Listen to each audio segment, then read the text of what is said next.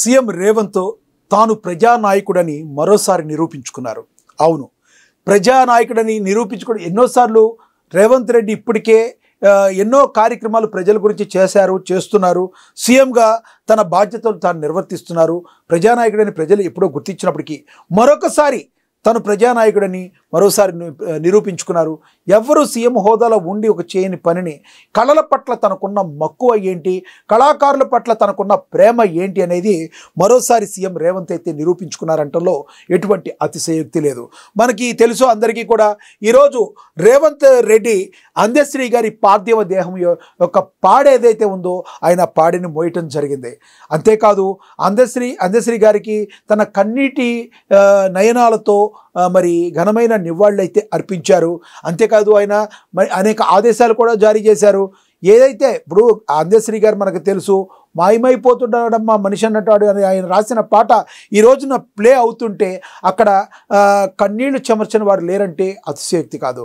మరి అదేవిధంగా ఈయన జయహో జయ జయ హే తెలంగాణ అని ఎక్కడైతే పాట ఏదైతే రాశారో ఆ పాటని మరి ఈ రోజున తెలంగాణ ప్రజల గుండెల్లో మరి చెవుల్లో ఇంకా ప్రతిధ్వనిస్తూనే ఉంది, గుండెల్లో అలా కొలువై ఉంది.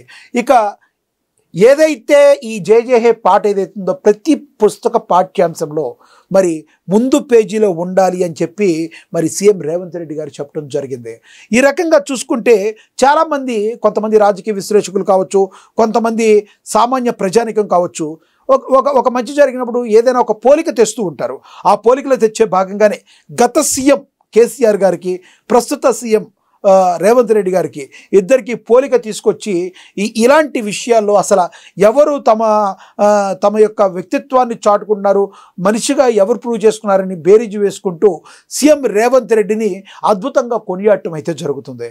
ఎందుకంటే గతంలో మనకి తెలుసు తెలంగాణ వచ్చే క్రమంలో ఎంతోమంది అమరులయ్యారు. మరి శ్రీకాంతాచారి లాంటి వ్యక్తులు తమ ఆత్మ బలిదానాల్ని మరి వందల మంది తమ ఆత్మ బలిదానాన్ని చేసి తమ ప్రాణాలను కోల్పోతే మన బంగారు తెలంగాణని సాధించుకున్నాం. మరి వచ్చిన తర్వాత ఏమైంది?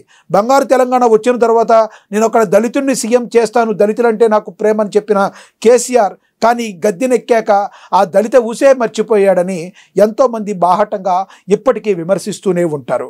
మరి ఒక సీఎం రేవంత్ రెడ్డి మాత్రం ఈ రోజున, ప్రస్తుత సీఎం రేవంత్ రెడ్డి మాత్రం ఈ రోజున అందశ్రీ పట్ల, ఒక కళాకారుడైన అందశ్రీ పట్ల మరి తెలంగాణకు తన గొంతుకు వినిపించి తెలంగాణ ప్రజల యొక్క ఆకాంక్షలు మరి వాళ్ళ యొక్క హృదయాల్లో ఉన్న యొక్క బాధని అంతా కూడా బయటికి తెచ్చి వ్యక్తీకరించే ఒక మనసు కవిగా ఉన్న మరి అందశ్రీ గారి యొక్క పాడె మోసి ఆయన వ్యక్తిత్వాన్ని చాటుకుని ప్రజానాయకుడిగా అనిపించుకున్నారు మరి సీఎం రేవంత్ రెడ్డి.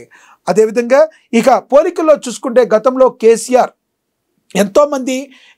ఎంతోమంది ఆత్మ బలిదానాలు చేసుకున్నప్పటికీ కూడా వాళ్ళకి సంబంధించిన వాళ్ళకి చిన్న చిన్న ఉద్యోగాలు ఇప్పించడంలో, లేదంటే రాజకీయంగా వాళ్ళకి అవకాశం కల్పించడంలో అంత సక్సెస్ కాలేదు.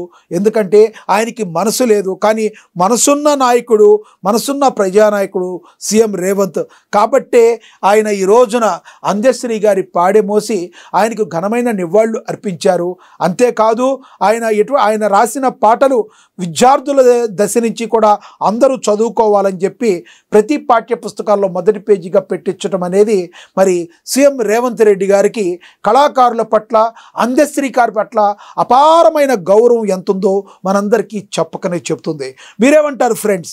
మరి నిజంగా కేసీఆర్, సీఎం రేవంత్లో కళాకారుల్ని గుర్తించడంలో, మరి ఆ కళాకారులకి ఒక సముచిత స్థానం ఇవ్వడంలో ఎవరైనా గతంలో గద్దరన్న కావచ్చు, ఇప్పుడు ఈయన కావచ్చు, వీళ్ళు ఎప్పుడైనా కూడా చనిపోయిన తర్వాత వాళ్ళకు ఒక ఏదైతే చిరస్థాయిగా నిలిచిపోయే గుర్తింపు అనేది ఉంటుందో ఆ గుర్తింపుని ఇవ్వడంలో సీఎం రేవంత్ రెడ్డి మీరు బెటర్ అని అనుకుంటున్నారా? గతంలో ఉన్న కేసీఆర్ బెటర్ అని భావిస్తున్నారా? మీరు కామెంట్ బాక్స్లో కమెంట్ చేయండి. ఇది స్పెషల్ ఈరోజు. నమస్తే.